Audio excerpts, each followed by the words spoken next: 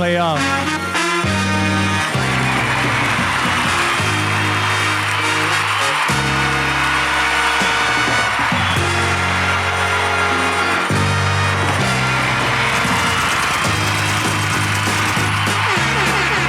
We made it happen. The jam's in the house, and we made it happen. We're gonna let it play out.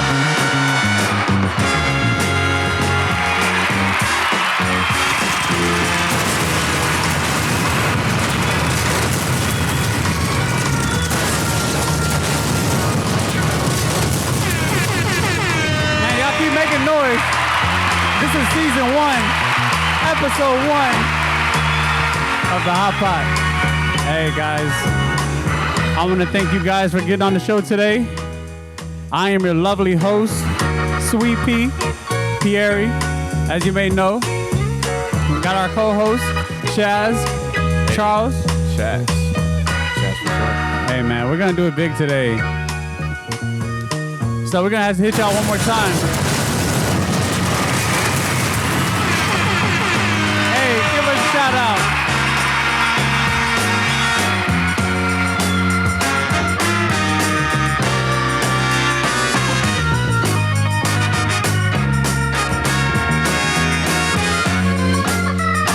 I gotta feel the groove on this one.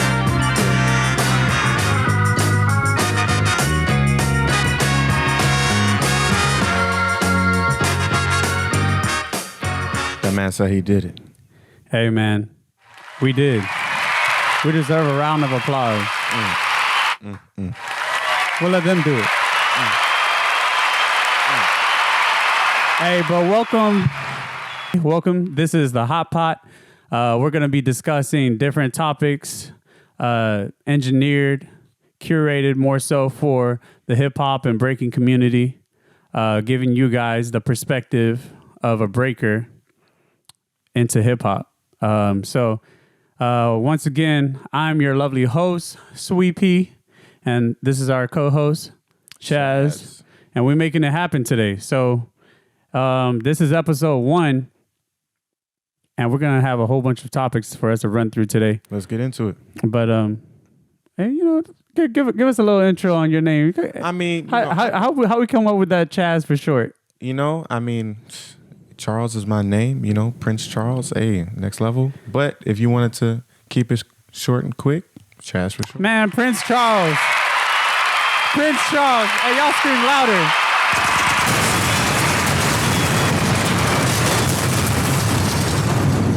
Hey, I'm sorry, guys. We got to do this. We got to do it big today. Big. The HotPot is to give you guys the perspective of hip-hop from the lens of a breaker. A lot of the breakers out there, people involved in hip-hop, have an outlet for music, have an outlet for what's going on in mainstream hip-hop. But a lot of the times I feel like what's going on in the hip-hop community for breakers doesn't really get too much shine. We don't have a lot of things that a lot of breakers can go to, an outlet where we can kind of tune in and try and find like lots of different information and stuff like that. So conversation. Hey, that's what we're doing. We're doing it big. So we have breaking and music, breaking and the Olympics. And this is actually going to be a really good topic today. I'm excited to get into stuff like that. We're going to be dropping a lot of knowledge on what's going on in the Olympic scene and how to get qualified, different important dates coming up. So tune in for that. And we also have where breaking finds you. Perfect topic. So shout out to Chaz for that one. Breaking will find you in different ways, as they may say. That's the point. That's right. Where you coming in with this though, Charles? Hey man. He said where you fought. Man, hey, give it up for Charles, man. Hey, we having too much fun with this stuff. All right, and going into the next topics, we have judging, another controversial topic, very entertaining. And we also have dating and dance. That's going to be spicy. This one's going to be spicy. But without further ado, we're going to go into the first topic in terms of music, right? Is there a difference? Is there a difference mainstream media music, hip hop versus breaking music? Yes. And disclaimer, I ain't gonna name hella names, but I do love music, different types of funk, different genres. But what you feel that breaking has stuck with in terms of dance and music that it likes to dance to is grooves and jump breaks. And if a song, You talking about breaking right now? and breaking, yeah. Okay, breaking. So if it has a groove or a jump break, we can dance to it. Like it's the same with locking. Like if you have a hard drum break or hard groove, you can dance to it, you can break to it. But when you move into different genres and different evolutions of hip hop, like even trap music nowadays, like that's not the typical stuff we associate with breaking. So it's hard to it's hard to adapt to, and people haven't adapted to it, I guess. Yeah. So Like there's been the breaks within older music that we typically or people would listen to since the 80s and which is stuff like why that. we still dance to funk. Exactly. Funk. That kind of gets into my other point. Do you think that would ever change? Like in 2020, well, actually 2100, light years ahead of our time. I don't even know if we're going to be alive by then. But a few years in the future, do you think breaking or the sound of breaking ever changed? Because hip hop in itself, what we kind of used to listen to back since the 90s, since the 80s, since the 70s, it's evolved. The sound, the organic sound that used to be present back then has kind of changed just from a mainstream hip hop perspective. But now for breaking, it's kind of a little bit different. I think there's been a need, or I guess there's been something from the community itself where lots of people have been wanting change in the music. But I think it's kind of like a resistance. There's a really big resistance between that. I think a lot of people want change in the music, and I think a lot of people don't want change in the music. But is it variety that we're hoping for, or is it? That's what I think. And that's actually a good point. A variety, it's actually very much needed. And I think all aspects of music, just I would not say just the hip hop. culture, because then you attract more people, but at the same time, you don't necessarily stay in one place with the culture and the people. But Yeah. I was going to kind of add on to that question you were asking earlier, which was, in the future, what is breaking going to look like? Is the sound going to change of breaking? Is the look going to change? Yeah. One thing I would have separated or bring up to separate is that hip hop, I think, is a mentality, a mind state, a culture. And there's a lot of things we associate with that culture, right? But then there's things we've added to it. There's things that people are getting introduced with, the new things that we added to it. Yeah. With breaking, it's almost as if breaking is attached in a multitude of forms to the type of music that we dance to. It's so we would have to add different styles based on the music that we want to add to breaking culture to even have it change in the future. But in large part, I think because we dance to a lot of the music that was popular in the 80s and 90s, that's where we still kind of get our groove and our funk from. I find it a little bit difficult at times when we try and get inspiration from older music. Should it be expected from a dancer that they should perform well under a music that they don't typically like? That is a good or question. to bad music. That's a whole nother thing. That's a whole nother question. Should it be expected that a dancer should dance well to music that he or she does or doesn't like? And should it also be expected that, dancers in general should do well even in like a circumstance where you have bad music being played? Oh, man, I feel like you can go three different ways with this question. Yeah. One being, okay, if we're dancing to 4/4 time music all the time, right? Well, the beat is going to be continuously repetitive. If you understand music in any sort of way, repetitive way, like you're going to have to hop on the beat. And if you can't do that, then, all right. But the other point is, how much are you as a dancer, knowing your music, and if you're going into competition, right, you should have a handle on understanding what music is out there. But that's kind of coming from a competition perspective. I don't know, but I take issue with that one. I take issue with, dancers are supposed to kind of have this expectation to have an understanding that sometimes the music is going to change, and you should also change the format and how you dance. Because if it's a music that I don't genuinely like, or a music that is just bad, or if it's mixed bad, or whatever the case may be, I think a lot of people would find issue with that. I think there's limits and boundaries to my statement on like understanding what music is out there. Because obviously, you've been to jams with, where bad music was played. And you sitting there too many times to count. And you just standing there looking at the DJ, or you looking down at the crowd like, why did this song just come off our beat? Like, no. And so either the song is just not giving enough energy for you to be able to take that and explode with it. I could see that being a problem. Right. But then if you get into something that's like a whole nother genre that just doesn't have the elements that you need to be able to accentuate your moves, like it kind of becomes a different question.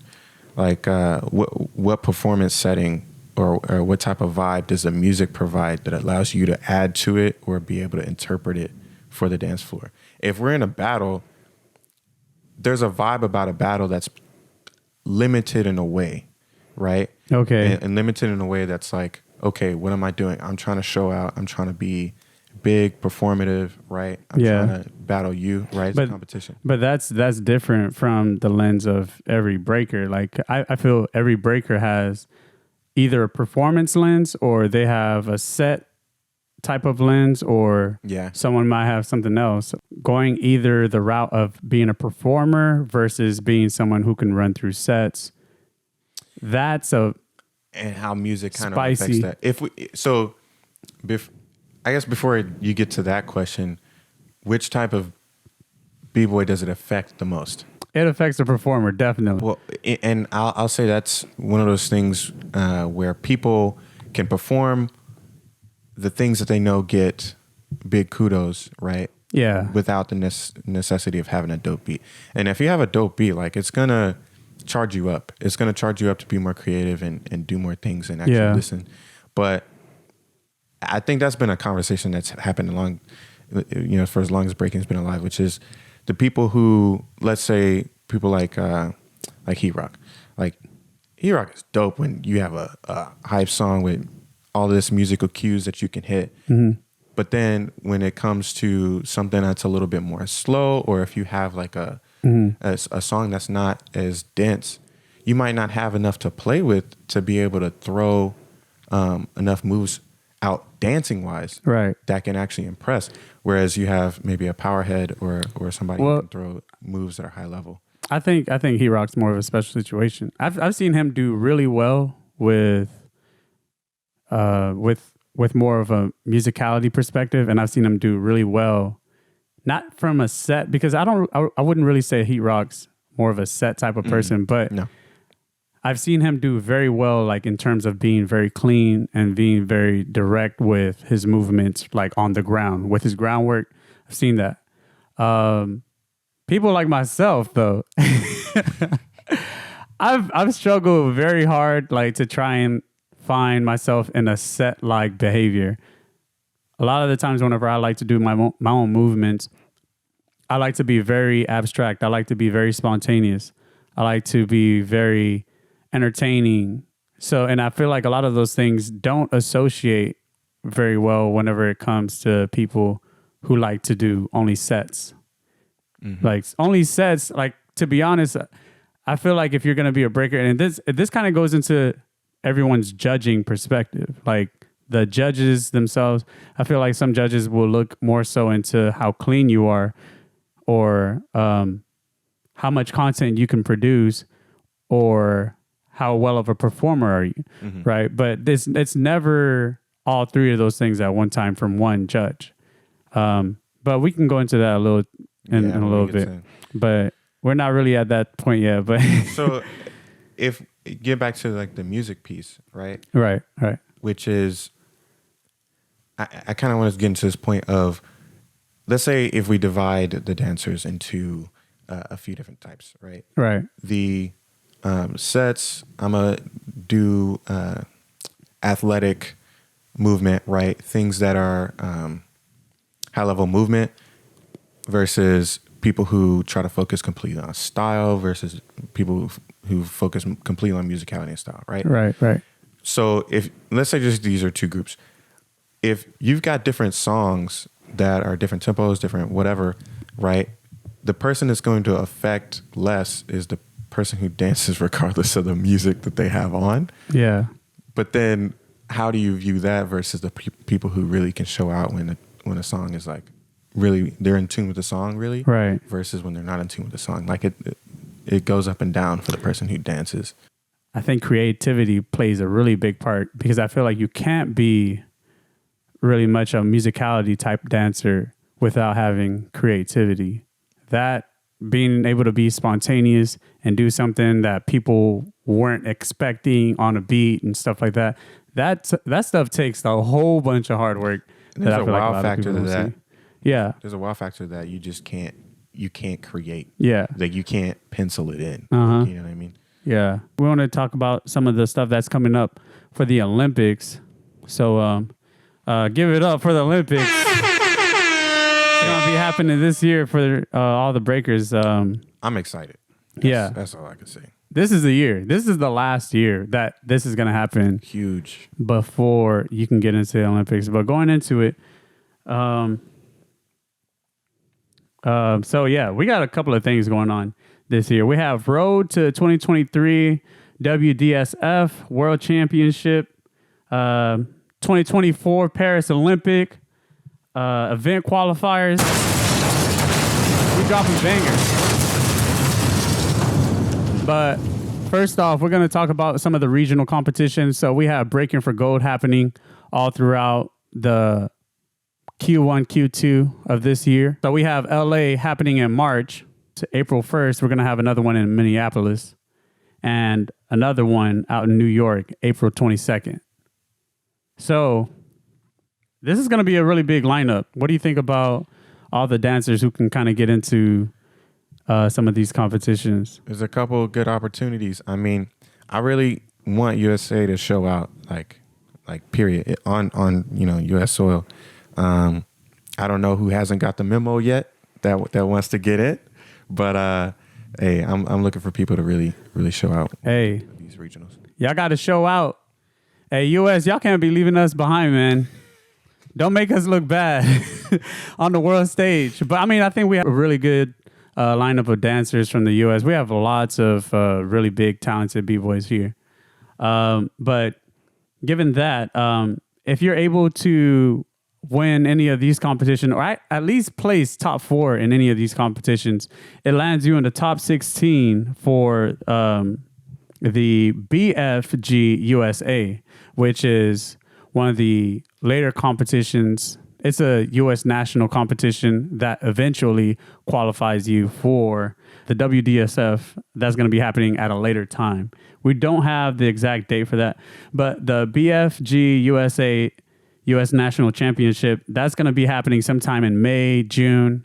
They haven't announced an official location yet, but we'll be ready to give you guys some updates whenever that presents itself. So, hey, so what that means is, look, if you can get out to LA, Minneapolis, or New York, do your best to do that. Get top 4. But if you didn't hack it in top 4 at either of those competitions, hey, you still got a last chance. 4 spots open. Only first place Bboy and first place Bgirl will represent the USA in the 2023 WDSF World Championship. So the WDSF World Championship will happen in Belgium. I don't know how to say this name, so please forgive me. It's Leuven, Belgium. Hey, sounds right to me.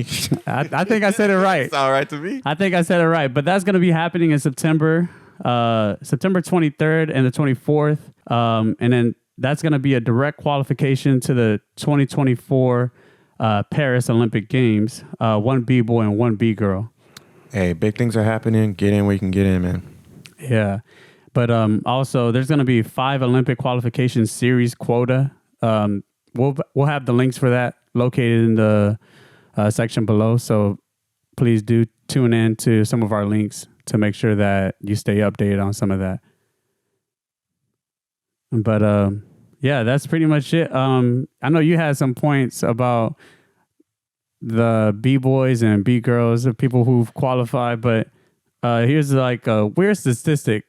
I think it was weird when you showed me this because I was like kind of blown out. I was like, there can't be that much because... So, and this can be digged into a little bit more, but WDSF is the World Dance Competition Federation. So like that's basically everybody in the entire world. So who is registered with WDSF, I think, is based on the people who participate at the national level in Breaking for Gold. Right. So, but we've had lots of dancers participate in the Breaking for Gold. Yeah. And so they might not be WDSF registered, but they may be Breaking for Gold registered, if you know what I mean. So maybe U.S. Dance Federation. I don't know what you mean. Well, this is, again, I got to check on this. Because you're unable to compete in any WDSF competition if you haven't done the Breaking for Gold. Exactly. Right. So that's, I think there's a gateway that's there. And so just to give you a little bit of info, I did the stats on WDSF's website of all of the B-boys and B-girls that are registered with the federation. And I was just looking at the numbers and trying to see how many U.S. B-boys there are, listed. Here, I'm gonna pull this up. I'm gonna pull this up for you guys. So WDSF registered B-boys, 320. 320. Now, registered on the U.S., it says 7. 7 B-boys out of 320? Out of 7, so 7 B-boys out of 320 are ranked, right? Or is it from the U.S.? Yeah, from the U.S. Yeah, are from the U.S. I mean, everybody's ranked, right? Yeah. If you're registered, you're ranked. Right. But I think the numbers tend to be pretty low for most countries. The only one that's kind of out of the norm is Japan, I believe. Japan has like so many B-boys, B-girls. I mean, I believe it. I believe it. I got the chart for that. We're probably going to try to do something with the chart. But yeah, we're going to go into some of the B-girls. So we have the WDSF registered B-girls. We have 165. 5 are from the U.S. and also registered judges. We have 162 and worldwide. 19. Yeah. All of these stats are worldwide, but we then section it off to see how many are from the U.S. So 7 B-boys from the U.S., 5 B-girls from the U.S., and 19 judges from the U.S. Actually, that's weird to me. So we have more registered judges than B-girls and B-boys combined. So that's kind of different. I didn't expect. So we have moderate to mid representation in terms of competitors. Yeah. But then in terms of judging, we've got decent representation. So I mean, at least judging is coming from hopefully a place we know what the standards are. Hey, this is, I don't know. This one kind of tweaks my mind. Registered B-boys and B-girls combined, less than the judges. We got to have more B-boys and B-girls registered for some of this stuff. Yeah, I don't understand how it's not more, but I don't even understand if they're placing limits on things like this or not. But yeah, get out and participate. This is a PA. Look, BFG is coming up. Like we just announced LA and Indianapolis. Yeah. So definitely excited, giving encouragement. Love to see y'all out there. Yeah. So top 3 ranked US B-boys. We have Victor. Shout out. Jeffro. Shout out. Gravity. Shout out. Man, hold on. These are the B-boys and B-girls that could potentially be getting into the Olympics next year. So these guys have been killing it all year, last year, and this year. is going to be one heck of a ride. And then also top Bgirls, we have Sunny, Pepsi, and LaVix. Man, Let's go. we gotta always put this car crash music. Look. I've been watching the competitions, and they really been putting in work. They've been going to all of these things and just showing out. So, and for putting themselves out there, this is the first time this is really ever going to happen, and for them to be taking this leap and taking it as seriously as they are, it just makes me go like, breaking is going somewhere. So, right. Shout out to the top 3 B-boys and B-girls, especially the boy Jeffro.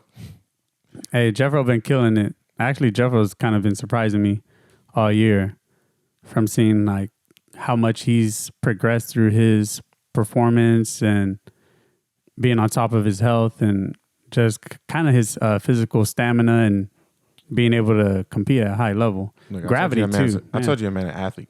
Yeah, that man, an athlete. Yeah, he has his own program, Fit Break. No, we know. Hey, we know. I be doing it too. Hey, first time I did it, I almost died. So I'm gonna have to like find Jeffro on that one. But also another question. I was this is one that kind of been going through my head, but I know Jeffro's been doing some of the breaking for gold. I know Gravity, they've been heavily participating in it, but I've seen Victor kind of just pop up at the World Games. Was it the World Games? Yeah. And that happened last year, right? So somehow, some way, it was a previous year that he was competing in it. And so when it came to this year, he was still able to somehow. I know there was some sort of confusion about it, but obviously we'll have to get the full story another time. Hey, I think someone's got to show the second path to getting into the Olympics, because I didn't see Victor perform at any of the breaking for gold. And to my understanding, and I might be wrong, but I thought that was the only pre-qualification to get into some of these competitions like the World Games, like WDSF and some of the other ones. I mean, we had one here in Austin, and we saw most of the people who were on the charts there at the venue. But hey, we have to get that diagram. You qualified, right? I remember you qualified. Hey, shout out to Hey, look. Hey, don't let this man deceive you. Hey, if y'all haven't seen Chaz dance. Hey, no. Don't let this man deceive you.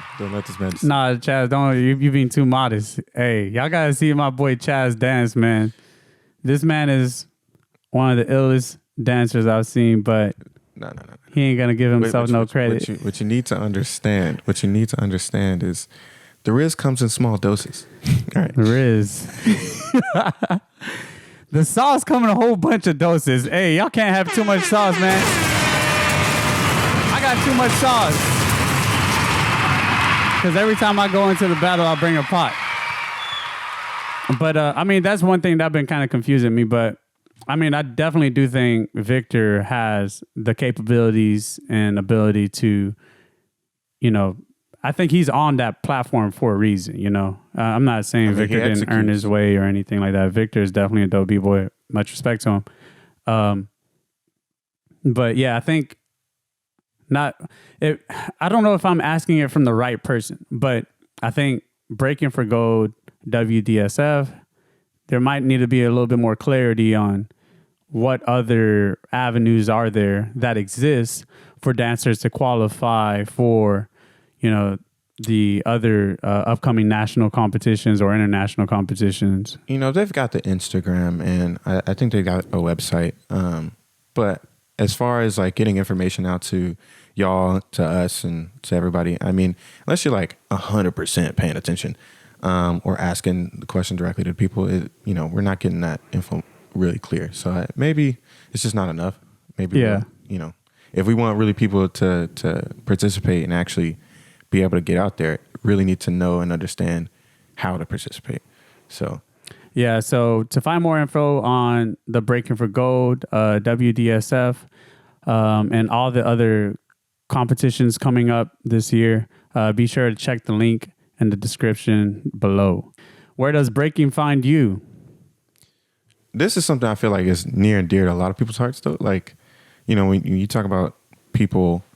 Wait, Chaz, where did breaking find you? We're getting personal today. Okay, all right. Hold up.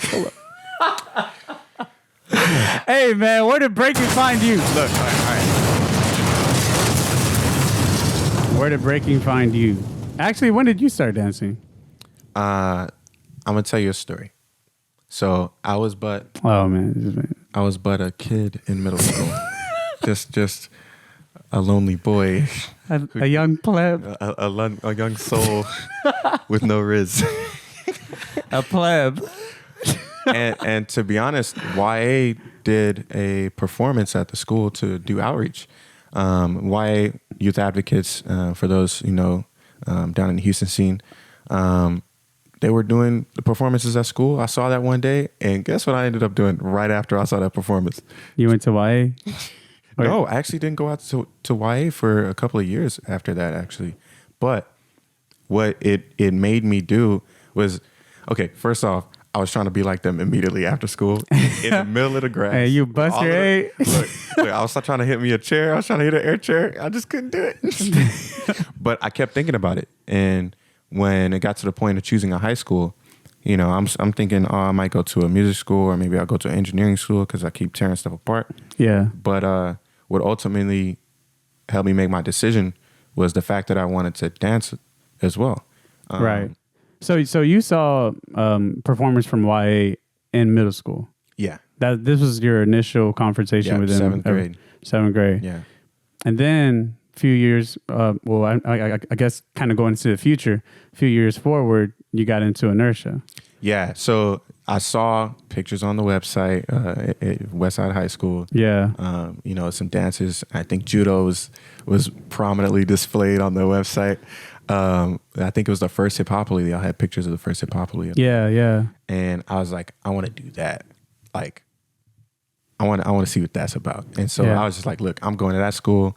I'm gonna join that class. And that was it. I was in Hip Hop 1, I think it was the first class. This was your freshman year, or that was sophomore? My freshman year. Dang, Kenny man. was my TA. Dang, K-Lou. Shout out to K-Lou. Hey, K-Lou.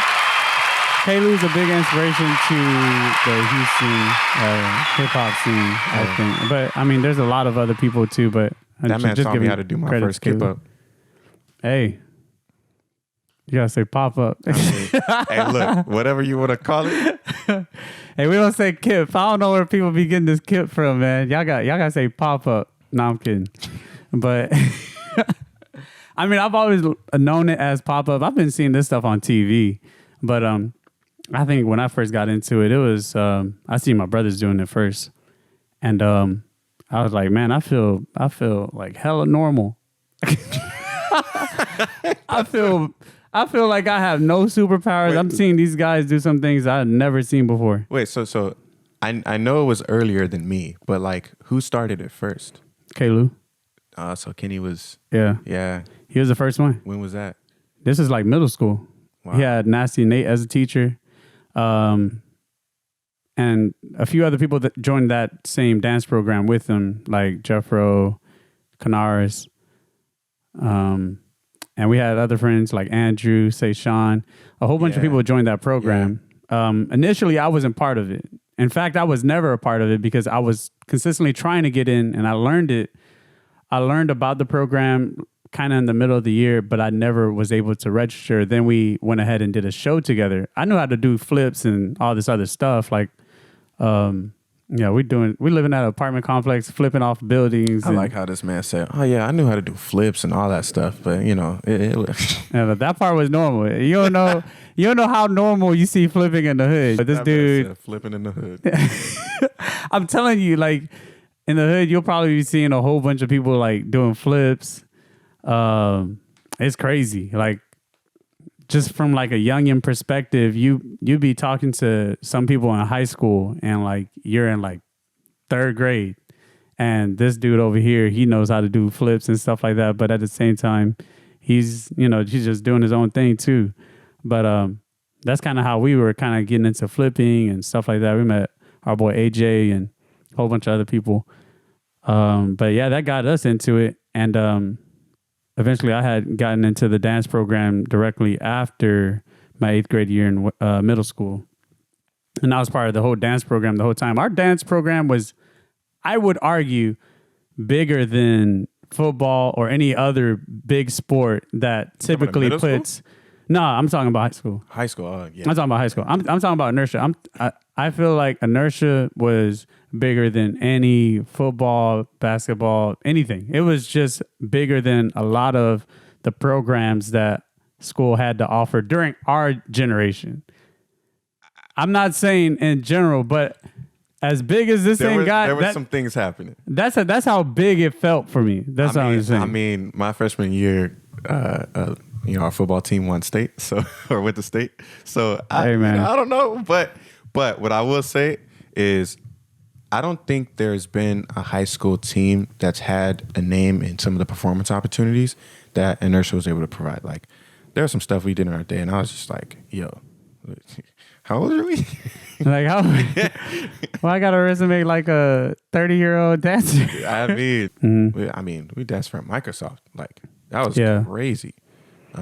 Parades, like, those are some of the big things that we've been doing, like, throughout high school, like doing performance shows with Microsoft, performing at Jones Hall, performing in China, a whole bunch of other things, opportunities that I just typically wouldn't see the average person getting, and us getting. And who would provide that to a group of kids? You know what I mean? Yeah, like that's big. I mean, shout out to Miss Roberts. But. Yeah, shout out to Sharon. Shout out to the Inertia Dance Company and the current teacher, and everyone who's part of that program, and have been part of that program. And I know that even there's been some people, I believe, from Heavy Core that's also went through that program as well. But yeah, it's crazy. Man, that's crazy. Breaking founders. So, going into another point, why do some lose interest in breaking? Now, for this question, we kind of had to step back and kind of think about dance and real life. Hey, that's what I was to say. Dance because a lot of people tend to forget a lot of the reason why you tend to lose interest in some of the things like dance and stuff like that is because you got other crap to do. You just have other ish to do, and you just don't have time anymore. It could be time. It could be, other goals, right? And you end up making time for other goals rather than just breaking. Some people look at breaking as just a hobby. Some people now have started to make that into their livelihood. That's not an opportunity everybody gets. Right. But I mean, I think there's several reasons people lose it for one reason or another. But man, it could be one of those things that's kind of heartbreaking because, one day you're just not going to be able to move the same way. Yeah. Like even if you're like, okay, I'm gonna just not practice for a couple of years and then I'm gonna come back to it or whatever. Like one day you're just not gonna be able to move the same way. Yeah. One day you won't be able to just come back and just do what you've always been doing for years. Shoot. But for me, I've had this conversation with a lot of people in the past. I don't typically try and make what my passion is my breadwinner. I think trying to turn your passion into your breadwinner or into your main source of income turns your passion into a job, and eventually the amount of work, creativity, and type of escape that you would get doing that becomes burdensome. I think it begins to show in your craftsmanship. And as dancers, I think a lot of people will start to feel a little bit lazier in what they produce. So for me, I couldn't do that because every time I go into dancing, it's just something like, I have to do something that's completely abstract, completely unseen, like just original, seminal. Once it kind of like becomes burdensome on me to the point where I'm like, man, I need to get this dance done so I can pay the bills. It's like putting a gun to my head to, draw with crayons. Like, I'm not gonna draw my best, stick figure man when I'm at the needle. Like, but I guess some people, they operate differently. Some people, they work better under pressure. For me, I like, at least for in terms of creative work, I like to be able to be free and just kind of like have an escape where I can kind of just sit back and not really feel pressure from a lot of people. I just like to do my own thing at my own pace, at my own time. Yeah, I guess it goes back to like, what do you want dance to be for you, right? It can be both, but it ain't gonna be both at the same level. Like, you know what I mean? Like if you, like just what you were saying, if you're working, there's gonna be those times where it just becomes a job. Yeah. And if you're lucky enough to have it be a fun job, right? Hey, all power to you. But and even if it's a good job that you perform well at, the pay sometimes doesn't add up or match up to as good of a job you did. Is that something you can really, really live off of to the level that you want?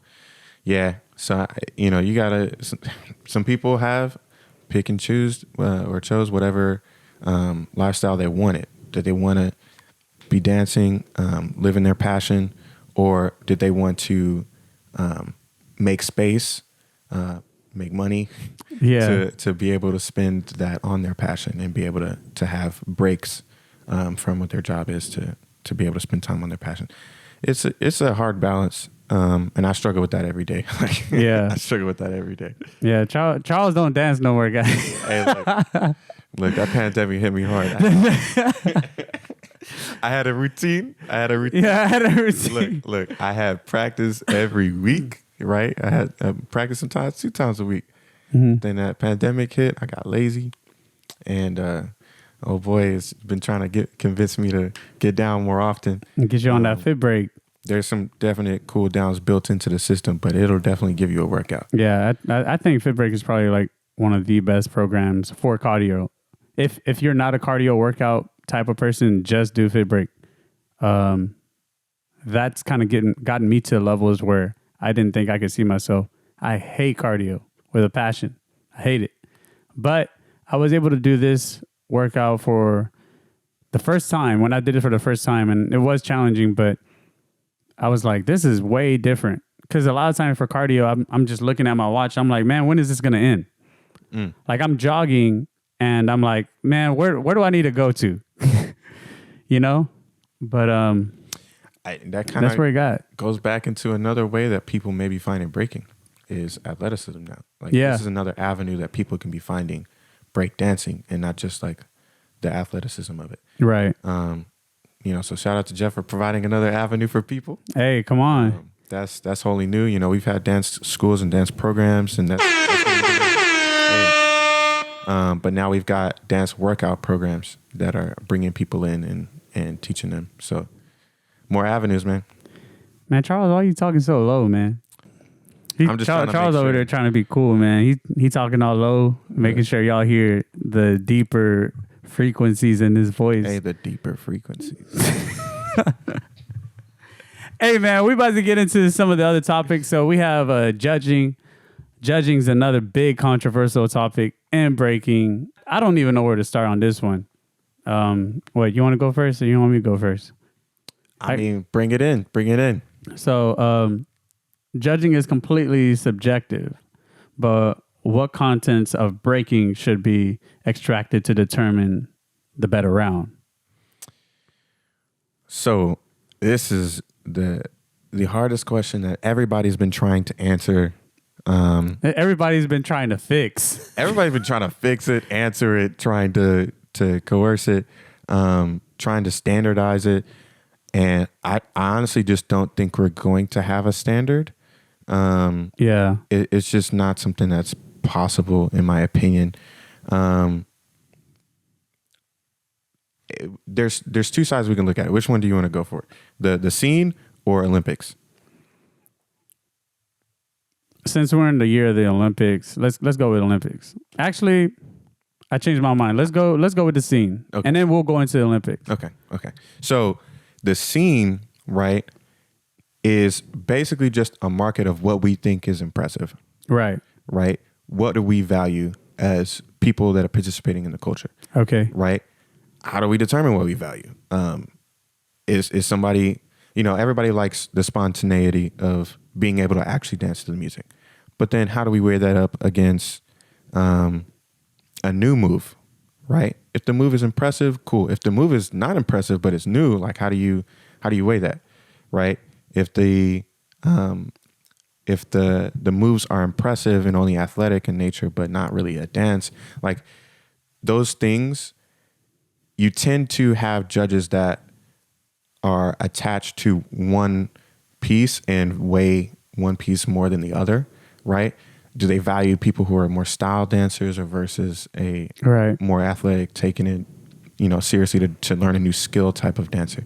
So I can never really point and say, okay, I would pick a style person all day from a breaking person or a power head, right? Because there's different skills that are involved with either. But man, like if I had to say it still is a dance. And, if you're not dancing to the music at all, then, you get no points from me. And that's kind of how I look at it too. I look at it more so from a style-based dancer perspective, but more predominantly known from a performance direction, because I come from a performing background. And my thing is, a lot of dancers might be able to do a whole bunch of these things, but how well are you able to articulate it onto the floor to where you're performing it in front of people and making it entertaining? Just as my own perspective, being entertaining and being a performer is one of the biggest things when it comes to becoming a dancer. So I can't be watching someone all day and it's boring, but at the same time you're hitting content, right? And it's kind of like you can watch someone who's very creative, someone who's very musically inclined, go against someone who is very sharp, who is very I honestly can get behind that. Robotic, right? I can get behind in a sense. And I think in a way, I've seen a lot of judges go the direction of where they would rather see someone who's sharper and cleaner rather than seeing someone who's creative, stylistic, and sometimes even musically inclined, or have a higher music IQ than the other person. So does this go? Well, that made me think of is the really hype battles of IBE back in the day. Okay. Right? I mean, people would be throwing wild stuff. Right. It was entertaining. People would be going back and forth from side to side, right? Right. That was entertainment value. Right. That was how am I going to one up you, or how am I going to, show out, versus what we have now, which is, if you crash or even a little bit, like if anybody finds any sort of way to show that you didn't completely execute it 100%, nothing, right? So then what people are going to do, be safe. And we kind of incentivize being safe so that you have it 100%. But that's a hard problem to solve because, I mean, if you crash, you crash. Like, if you crash, you crash. But also, if you trash, you trash. Like, and if you're boring, you're boring. Yeah. Like, I think it's wrong to say, like, oh man, I was so entertained by this dude's round. Like, it was so fun to watch. But you weren't as clean as this other guy who was very boring, but he did the basic stuff. So for me, I would still, even in a battle like that, I would more so go with the person who's creative and not as clean versus someone who is boring and very sharp. I think it should go that way. Only if they're coming or approaching the dance from a performing perspective, and that's just me, like speaking as a judge. Performance is key, and a lot of people don't have that. And I think once you get to a larger stage, you want to be able to become a better performer to where that space looks a lot better. Yeah. So I'm 100% get behind that. Like if you can't perform to who's around you, make eye contact, you can't look around, acknowledge the space that you have. Yeah. I think that's essential. All right, but what do you think about hitting freezes in the direction of your opponent? Ooh, good question. So I think that's a bogus. I don't think it claim. matters that much, but I think it's one of those things. Okay, I'll say it like this: I don't think it should take away from your round, but posing and acknowledging your opponent with a freeze, Right. that should add to your round. So I would never clown, anybody for, hitting the freeze the wrong way or whatever. Right. But like, if you hit that thing and you pointing or you looking or you making a gesture Right. with the freeze in that same direction, oh yeah, like that should be recognized. In a way, I kind of wonder, where did that whole idea come from? You have to point your freeze in the direction of your opponent. If you're in a competition, right, you're gonna find any little thing. But I mean, this even come from judges, which is very odd to me, because yes, my competitor is standing right there in front of me, but I also have a crowd of people who are surrounding me. So my natural instinct as a performer would be, okay, how can I make all of my moves be able to be seen from the perspective and direction of all these people who are watching me, while at the same time I can still have a battle tactic mentality and, attack this person in front of me with the same aggressive energy that I would have within any battle, right? I guess that comes back to then performing and what are you performing to? So, in our background, we've danced on stages, many stages. Right. Right? There was one way to dance. Like you're only dancing toward the audience. Right. And the audience is in front of you. If you're doing a lot of freezes to the back, like, are they going to see that? No. But then, just as you mentioned, we've got a different setting than a stage. We've got, an entire ring, a circle. So is it wrong to perform to the people behind you? Is it wrong to perform to the people beside you, the judges? You have all these people to perform to. But then I guess it comes down to intent. Are you intending to perform to the people behind you? Are you intending to perform to your opponent? Are you intending to perform to the camera or to the judges? Like, if you're let's say if you're facing your own corner, unless your team's right there, like, yeah. But if nobody special or relevant to the ring is there, then I can see that being perceived as a certain way. But I mean, if you're anywhere else, you're literally performing to the judges, the competitor, the camera. Well, I mean, I've seen people walk into a circle and have their back facing their opponent, but it's more of a whole character, right? Mm. You have this character idea about yourself where, you're just not paying them any mind. You're just kind of like dancing in a direction of like showing a whole bunch of confidence in the other direction and be like, yeah, this guy behind me, yeah, he don't matter. I'm about to smoke him. But should I be able to say as a judge, oh, well, I'm going to take points away from you because you're a face away. No. Right? But then that goes back to the same thing. If I do a freeze in the middle of my round where I'm going the other direction, yet my round is still showing and exuding a whole bunch of confidence and I'm showing all this stuff in it. And I'm not saying that majority of the time I'm just, dancing in the other direction, right? But if I'm dancing towards this person and I'm doing something and then I hear a music cue or something like that, and then I hit a freeze because I wanted to hit it, but at the same time, I'm still dancing towards this person, I really don't know how I would be able to say that, takes away from your round, especially if I'm still going with the same cadence and same energy and intent that my round is still being delivered, I think it comes down to intent. Yeah. The only thing I could say in opposition to that is, if it's a crowded spot, like it's a jam, people get right up to the line. If you're right next to the line, people behind you, and actually you turn around, you freeze, and you're facing the line of people that's right in front of you, you have no space for the people to actually see what your freeze is supposed to look like. Right, so right. That's where I would take away points. But well, I mean, or like those people who do like power and they kind of like catch it. Like I think there could be points taken away from that because, like you were saying, the intent of the move is, it needs to be, there needs to be some type of intent behind you doing that freeze. And if it isn't musically driven, or if it isn't like intently driven in any other direction, more so it's being used as a crux to actually fix your round, then I think that justifiably can be taken away from your round. Yeah, right. I think that's probably awareness and performance. It goes back to awareness and performance. Right. Yeah. But there's a lot of people I've seen do that. And I don't know. Sometimes I think it's just weird how some judges, they'll say, okay, well, it just didn't look right to how I thought it should have looked or something like that. That would make me mad. But I mean, if you still hit the freeze, you still should get points, quote unquote, for hitting the freeze. Right. I mean, there's in no way to me is that equivalent to like crashing on a move. Right. Yeah. So I mean, I agree with that 100%. God,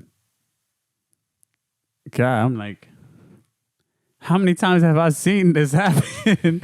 I've even seen where like people talk about it. Yeah. Yeah, and I've even seen judges come up to some dancers and say, "Hey, man, I thought you should have won," but vote against that person. I ain't gonna lie. I've seen some judges' explanations that just sound terrible.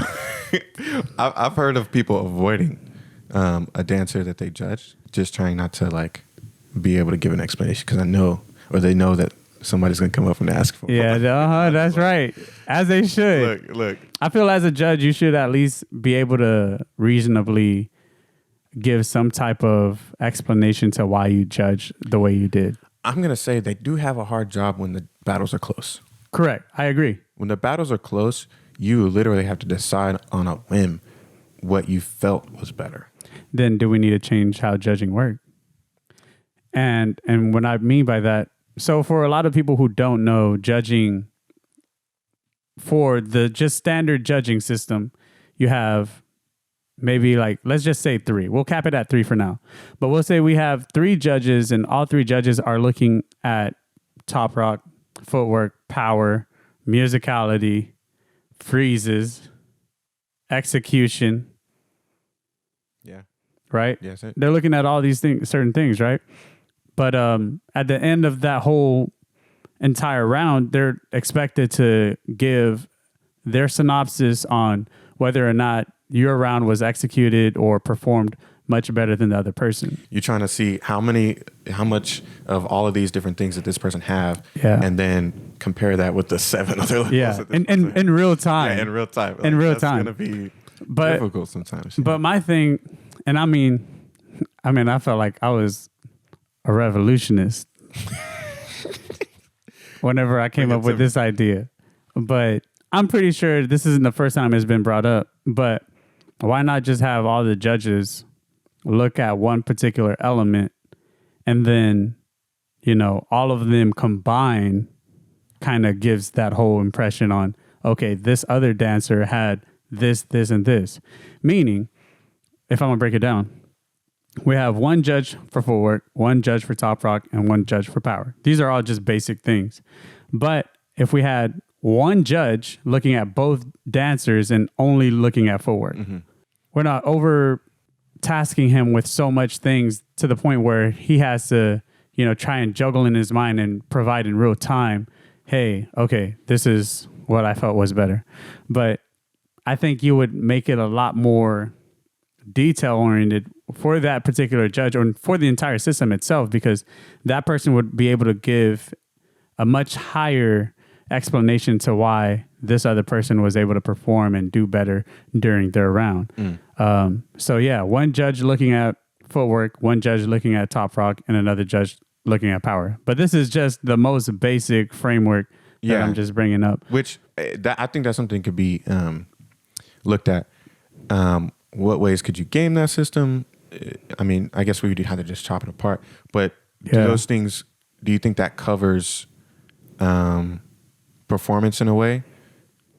Well, I think you'll be able to give a much better take on performance if you judge it that way. Because if one judge is saying, let's say me, I'm a footwork judge and I'm only looking at you for your footwork and I'm looking at the person you're competing against. I'm not, even if this guy does let's say power and he crashes on his power, I'm not looking at that. I'm not going to judge that. What I am here strictly to do is look at your footwork and see which one was performed and executed better. I think I would be able to give you a much better detailed explanation on why your round was better or worse than the competitor that you were going against, because I'm looking at one element and then now, like, on top of that, I can see all the different nuances within your round and different levels, and I can see how well you were able to go in this particular direction and how how easy and fluid you are when it comes to the ground. But if I'm trying to mix this in with a whole bunch of other things, I'm gonna be like, oh wait, I kind of remember this thing that you did, but let me try and put my finger on it. But I can definitely see your footwork, and I can see, oh well, you twisted your ankle when you're doing 6-step. But You're doing 6-step. hey man, some people might be getting injured doing some of this stuff. Hey, So look, if you twist your ankle doing 6-step, I'm gonna need you to take a pause. I need you to get up, walk outside the dance room, and just take a breather for that day. But okay, so I like the idea, and I think, has this been done before? I think there was a TV show or something like that did it once. I spoke to a couple of B-boys and judges and stuff like that in the past. And I think they said someone tried to implement this in the past, but I'm not 100% sure. We're going to have to get them on the show. The B-boys I think it would challenge are the one discipline people, right? Like if you're just an all footwork guy, right? Or you're just all power and you have no footwork, right? You're getting one of the three elements that you're being required, quote unquote, to beat somebody on. Right.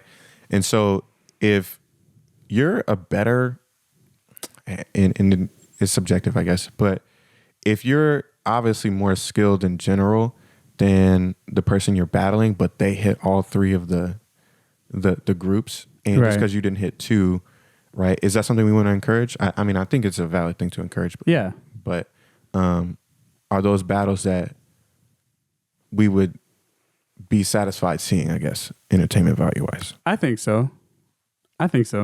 Because, I mean, if I'm going to just sit there, because I usually get bored watching someone just do constant power. I'm going to be honest. Yeah.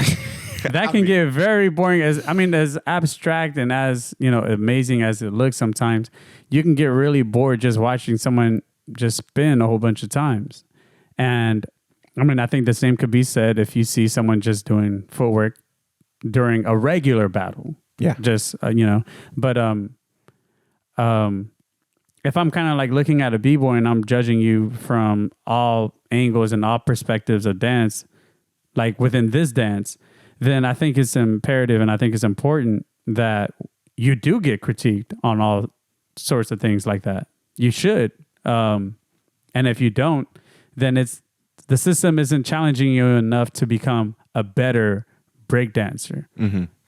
Which, that's a great point. If the system is challenging you to be a better dancer, not just better than the person you're battling against, in whatever subjective way, it's like, okay, now you're being challenged to have every element. You're being challenged to have a higher level of every element. Because if we're judging, like you said, all of the different elements, but how much better at performing, how much presence do you have with each of those things? You're being challenged to have all of those elements, but have them better than the person in front of you. Yeah. And I think that's what the problem is. A lot of people are just saying, I have to just do better than the person in front of me, rather than just being just a better overall dancer, But yeah, that's a big thing. Hey, did we talk about Olympics? I don't think we did. No, so now we're kind of going into the Olympic judging system is what you're trying to get to, or we can go into that. Yeah, in a little bit more detail. What is judging in the Olympics? How different is it from the scene, and what do we expect from it? So, in the Olympics, from my understanding, it's more so from a mind, body, and soul perspective. That is the whole judging criteria. So you have mind, body, soul. Body being how powerful you are, right? Like how well are you able to display your physical prowess and your ability to do a whole bunch of execution, right? Big things. Well, not just execution, but it's like being able to do power, being able to do blow-ups. I think execution would more so follow under mind, because it's showing kind of how sharp your mind is. So if I'm doing like very intricate things and I'm very clean and I'm doing all these other things, I think that would follow under mind for any dancer. Now, soul, That's kind of more of your presence as a dancer. How much am I able to show more than the other competitor in front of me that I have, this level of confidence, and I just look overall, my presentation of everything that I do just looks a lot better than what the other person is capable of doing. So mind, body, and soul, I think every dancer needs to have that. 100%. How does that compare? And it's obviously we're a different sport. Are we pulling in, and the answer is no, but all of the judging systems that existed in the Olympics before, that are based on like subjective things such as floor. We'll take floor, for example, right? When a dance or floor routine is made, the skills that they perform are associated with a certain number. And obviously, I don't think we want that at all. But they have a solid set judging system based on what skill you're doing and then the execution of that skill. Okay. Right. And if you plug all those things in, if you perform them all perfect, they already know what level they should be able to get at the end of their routine. I don't think that's something that we would have, but I know that people have been having that kind of conversation of how close can you get to that, because everybody that I've seen talk about it are trying to make sense in Olympic terms, right? The people from the Olympics are trying to make sense of, okay, these are the systems we have. How do we conform the breaking judging system into that? And it just seems like it's a different shape. It doesn't really go. Yeah, it just seems like that's not something that's ever going to happen. Define those terms and what they mean, what they should mean to the judges and what they should mean to everybody watching, mind, body, soul, and judge every round based on those. I think it's working. I have seen some bad calls. Yes. I've seen some bad calls, but yes. Yes, we've seen lots of bad calls. But I guess the question I wanted to get into with the Olympics and judging is strategy, and what do we think is incentivized with the way that judging is set up in the Olympics? Is athleticism closer to what people do on floor and things like that, having an understanding of what you're going to do and just being able to do what you're going to do to the music? Or is actually being a dancer incentivized in the Olympics? It has to be both. But I definitely see where you're coming from. I feel like sets are being highly incentivized in the Olympics. And, I'm not here to say that's like a bad thing for the sport. Right. Separating the sport from the dance. I'm not here to say that's a bad thing, but just to kind of call it out. If you're going to be in the Olympics and you're going to be competing in the Olympics, at this point you're considering yourself an athlete. And as an athlete, you're going to be working towards a high level of consistency and a high level of, performance. I wouldn't say difficulty, but a high level of performance. And so, I feel like people have been incentivized with this to be high level of performance, high level sets, basically, and being able to perform those sets at a high level every single time. And whether or not you get tired of that set, you're gonna have to perform it like you ain't tired of it. That's what I feel like. That's what I feel like is happening. I get pretty mad at that. I get pretty mad at a lot of people who do that. And I mean, I think that's the easier way out. But every time, I think if you go against someone who isn't doing that and they're actually, consistent and keeping up with you, I would give it to the other person. Because simply regurgitating or repeating what you've been consistently doing on and on, that isn't as challenging as being someone who's always approaching their round from, a different perspective where they're going to do something new. They're going to challenge their mind. They're going to be more creative. And it's just the harder thing to do. I don't know how else a lot of other dancers are able to do what they're doing and, still not sometimes catch on to that. I think a high level dancer is able to, hey, I have a few sets that I want to do, but at the same time, I want it to be a little bit spontaneous. So I'll add this and this, and I'll also be creative and hit the beats at different points of the music during my set, during a set that I've practiced often. But sometimes I think a lot of people just kind of just say, oh, well, I'm going to just do a set. And that thing that I usually do, I'm going to just do that here at this part of the music and it don't fit. Yep. And I'm going to just do this all the way. And I've seen it where I think it should have backfired, but it actually helps their round. Just simply do it clean. Yeah. And just simply due to the judging system. So I think sometimes I can't tell what a judge is actually looking for because of things like that. Yeah. I have one question that... What's your one question? Look. I think this is a valid question. And I think everybody's going to have the obvious answer just because if you're in the breaking culture, you already understand this rule. But repeating in a jam is not looked upon positively, right? You're not going to repeat... It's supposed to, yeah. Yeah, you're not going to repeat the same round that you did. Hopefully you're not repeating the same round you did in prelims and the finals and stuff like that. But just in any round, like if you got top 16 and you do the same round in top 8 or top 4, like everybody's going to know you repeat it. Right. But when it comes to competition, such as the Olympics, are we going to treat that the same way as a jam, as repeating? Or is the entire competition being looked at when judging? Or is it round for round? Like, okay, this person obviously is showing more skill than this person. Does that mean people are going to be allowed to reuse?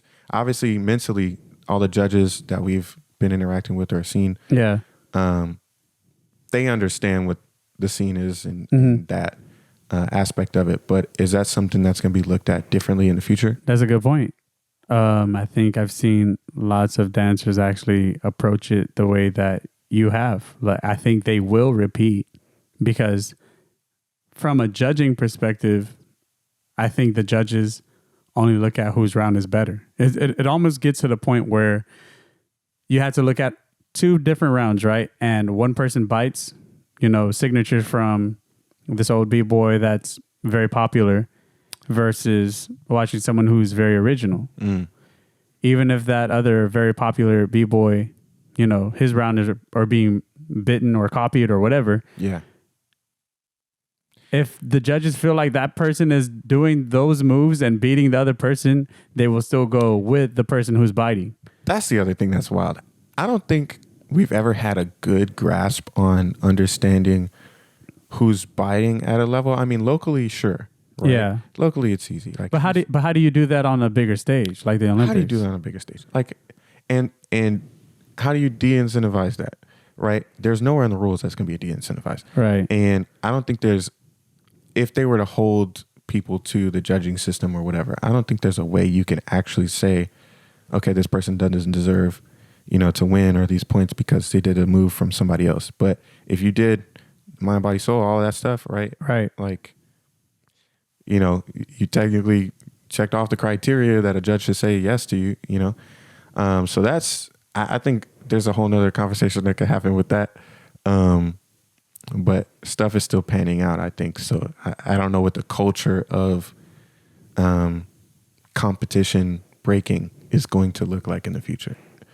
Like, it feels like we're just now branching off. Yeah. And if there's whichever direction it goes, we still don't know yet.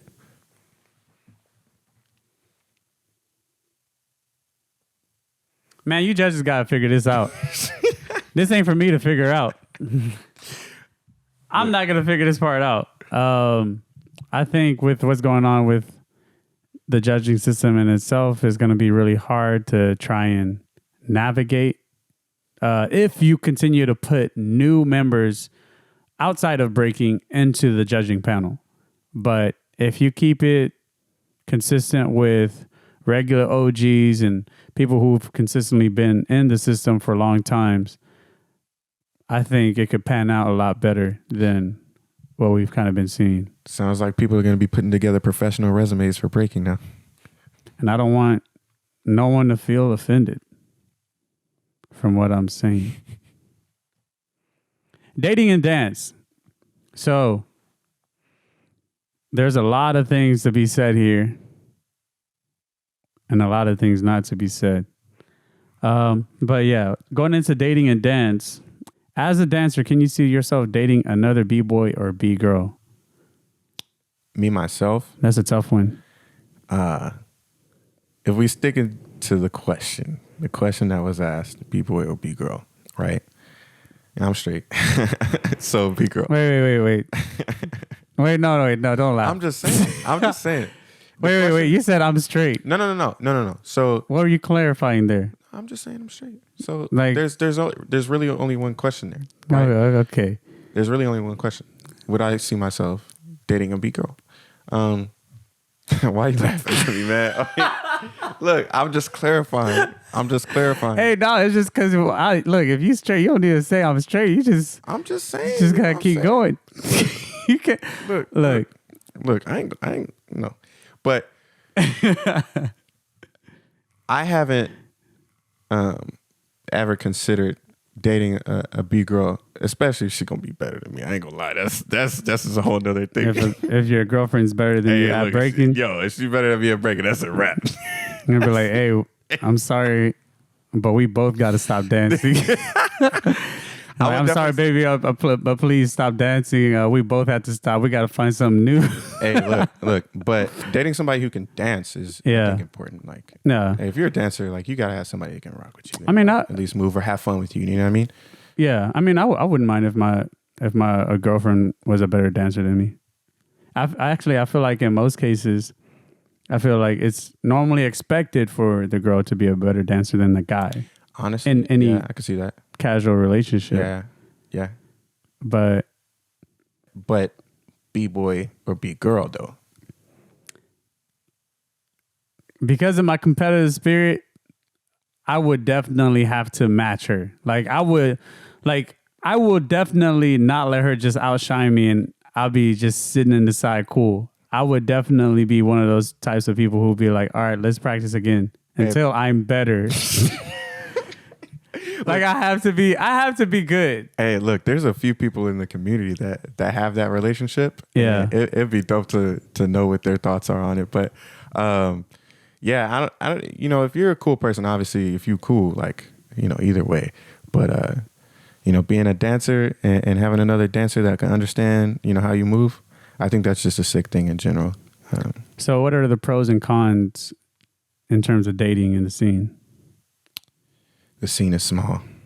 The scene is really not that large. That's a big con. I'm hoping that, it grows and grows and continues to grow with all of these, youth joining new programs and things like that. Hopefully the scene's getting bigger, all this exposure with Olympics coming up. Yeah. But, I mean, the worldwide scene is small. I'm not just talking about some of the local scenes, like the worldwide scene is small. Yeah, because I feel like at least in the breaking scene, I can't be like dating some girl and you're like, oh yeah, she just dated this other B-boy that that I don't know, like that, might have dated someone else. And I'm like, it'd just be a really hard and weird place for me to just look someone and be like, dang, like.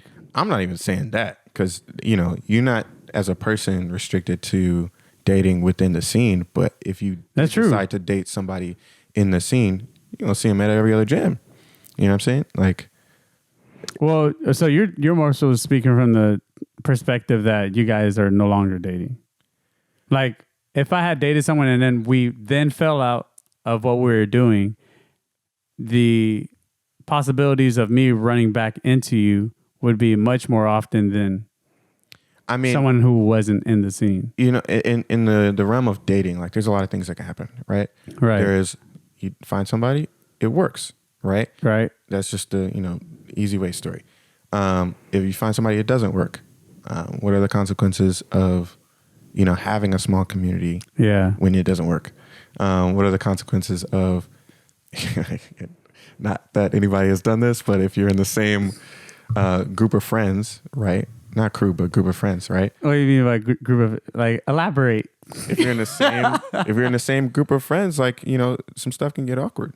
And Yeah, like for lots of B-boys and B-girls, if you're a B-girl and you're dating some guy, and then that guy ends up dating your friend, that's awkward. yeah, I hate to say it, but it's awkward, and I think it's a much more common phenomenon that happens within the scene than we're actually giving credit to, or we probably are giving credit to, but I think it happens way more often than a lot of people realize, and it happens for B-boys too. Like I think if you date someone and I end up running into them and they're dating someone else I knew, that's a very common thing to happen in dance. Even though the community itself can be worldwide, it could be international. yeah.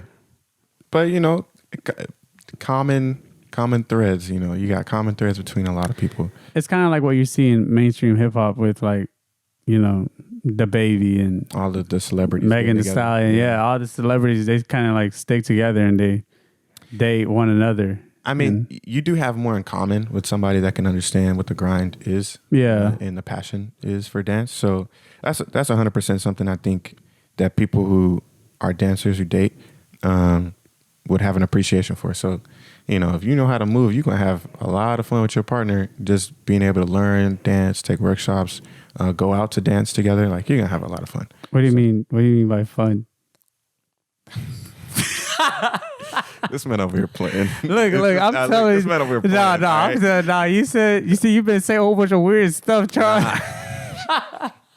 I'll let you pass on that one. I'll let you pass. I won't rail you too hard on that one. Oh, thank you. I really appreciate it. I mean, what you say is actually very true. You find a lot more common ground with people who are immersed in your own common interests. And if you guys have a common interest in something, then more times than not, then you're going to end up associating with that person. And to make another note, breaking, and it always has been, but for some people more than others, breaking can be a lifestyle. And now more than ever, it is a lifestyle. The travel, 100%, the competitions, the amount of work, effort, focus that people put into practicing to get ready for these competitions. Like, it's how you spend your time and how you spend your life at that point. So if somebody doesn't understand or isn't down with that, you're going to be spending your time with people that are not the person you're dating if they're not there with you. Right. You know what I mean? So if you're really in that grind, in that breaking grind, like, I can see how it could be one of those things where you need somebody that understands what you're doing or is at least related to what you're doing to. So would you kind of frame that as a pro or a con? That kind of lands on both. It depends on how deep, because it's one of those things where if you're together with them all the time, you know, you could have that bond, boom bop, right? They understand, they're there with you. You're spending all that time. So I would probably more put it as a pro if they're a dancer with you. And if they're not a dancer with you, you got to find ways to come together more. So, you know, I'm just saying there's pros and cons. It's a beautiful thing to discuss. And we got some people out there that really know what it's like. So, yeah, that's true. So, kind of as a last question, but this one might kind of rub a lot of people the wrong way. So typically, in a general sense, in relationships, what's being said out there is that women date up and men date down. But in breaking, there's not a lot of dating up or down. Everyone's kind of broke. So how does it work? How does this work? How do y'all make this work? Hey, that man asking real questions. If we're all broke, can I actually date down? Or can I actually date up? Look, but I mean, our situation is a little bit different. But In a general sense, if you're gonna date up or down. Look, we all look broke when we walk into the circle. That's all I'm saying. Nah, but yeah, that dating up and dating down stuff is different. What? But do you think that's true? Do you think dating up or down is true? In the general sense? Yeah, in the general sense. Oh, yeah. 100%. I agree. Yeah. I agree. What's crazy is I think it's very possible to date up as a man in the freaking community. Whether or not it's worth your ego. What's the percentage? I need to know the percentage. To be honest, how many percentage of men date up versus date down? So if we talk about general relationships, I'm gonna just say nah. But I'm talking about in terms of breaking reputation. No, I'm just saying. Not breaking reputation. Okay. I mean, because I was like, hey, as an individual Bgirl who's doing her own thing versus an individual Bboy. Like whatever they got going on in life and whatever's going on with them, all the opportunities they have. How many people are actually dating up and dating down? That's probably a low number. I ain't gonna lie. That's probably a low number. For the guy, for girls going to guys or guys going to girls? Guy going to girls. Like there's. So you think more guys are dating up? Continue to date down. Oh, they're dating down. Yeah. I mean, what are your thoughts on it? Let me think. I don't think there's a difference or a deviation. I need time to think. I need time to think. That man said he can think. Look, I don't think there's a big difference between the general and when it comes to the break community. I think more guys date up. I think we have more sugar mamas in the scene that we have. So what you're saying is some of these breakers got some riz, is what you're saying. I'm saying some of these breakers got some sauce. Some sauce. And some riz. But I mean, honestly, even from like a general perspective, I've seen, everyone I know, typically, I wouldn't say everyone, but in most cases, a lot of women, they're doing a lot better than their boyfriends or their guy counterpart. Okay. Yeah. At least financially. There's a few I can think of. Yeah. Yeah. But if I were to break down the numbers, like in terms of like percentages, I'd probably break it like I'd probably do somewhere between the lines of 60 to 70% of men date up. And that is a real number. I can't lie. Take it for what it is. This man just pulled a number out his A. All right. So that's a real number. Hey, that's a Sweet Pea certified. That's a Sweet Pea certified. Stamped and sealed. But yeah, there are some examples that you pointed out. I think there are some examples. Yeah. I think a lot of the women in the scene, they pull a lot of like what's going on. Like the amount of women in the scene that are actually like really solid. I think there's just a lot of them. But just kind of like going away from that. But in terms of just like regular people who are just dating in the scene, I think women typically are doing better than the male counterpart. But that could change, like depending on what stat you're looking at. Because I'm only speaking on the perspective of them doing better financially. Yes. If you're talking about big girls in the community being better off financially, I would probably agree with that. Yeah. Yeah. Because, we know some people where they've been, the trials and tribulations they've been through in their life. They might be in a different place now, but, not every B-boy is well off, and, the scene keeps them alive. And sometimes, when you get out of that situation and you push forward. But, the women definitely keep their stuff together. That's all I can say. Hey, speaking from Chaz, the man with the Riz. Hey, but thank you guys again. Thank you for the first episode. Y'all make sure y'all tune in to the next episode. Stay tuned to the HotPot on YouTube. Follow us on Instagram and other social medias. At HotPot Sauce. At HotPot Sauce.